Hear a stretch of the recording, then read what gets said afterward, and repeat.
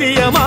ஆறுமுக மேல சத்தியமா அந்த ஞான பழம் மேல சத்தியமா மொத்த மனசுல மொத்த நரப்புல கூடியிருக்கிற சண்முகா அறுபடையோ சண்முகா நெஞ்சுக்குள்ளதா சண்முகா